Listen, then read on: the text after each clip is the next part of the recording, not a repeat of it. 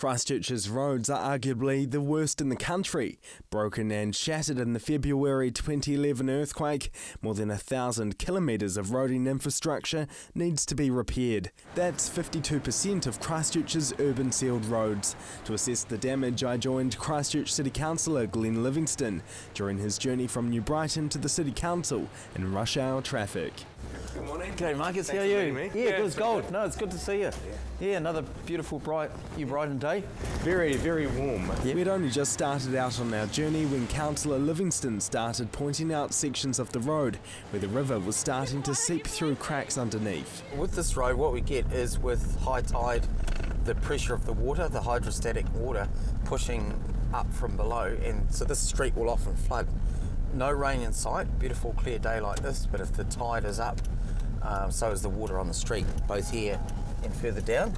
Because of the time it takes to fix the underground infrastructure, the top seal won't be repaired for many years. City leaders are warning residents not to expect perfect roads as part of the $2.9 billion infrastructure rebuild.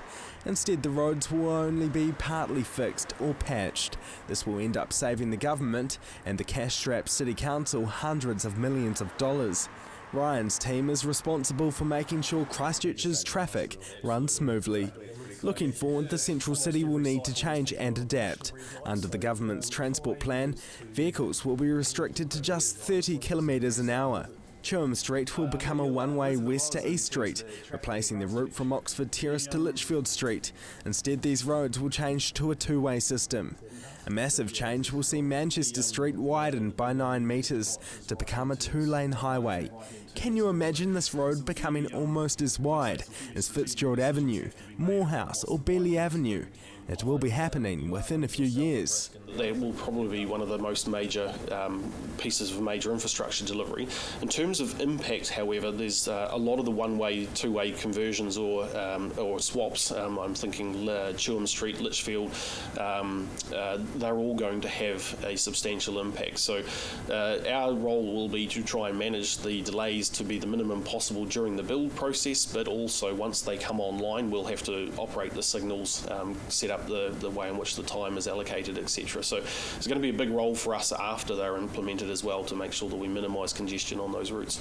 Manchester Street also happens to be where Glenn is heading this morning. This is my new latest way of getting to the council most efficiently.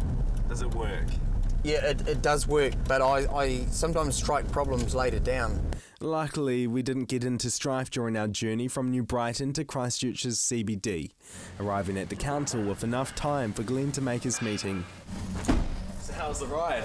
Oh, good ride, Marcus. I think we actually struck a good day today, but other days it can get really clogged up, and if you're in Durham Street and you've got a meeting in, say, a quarter of an hour, you know, it can just be shot to bits.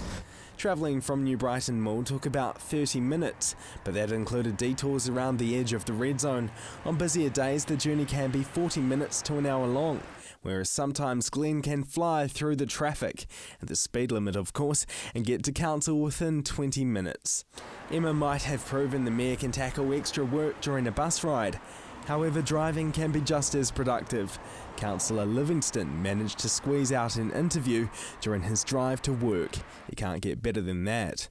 So to sum up driving to work, the time depends on traffic conditions. The cons are broken roads and traffic jams, and expensive petrol.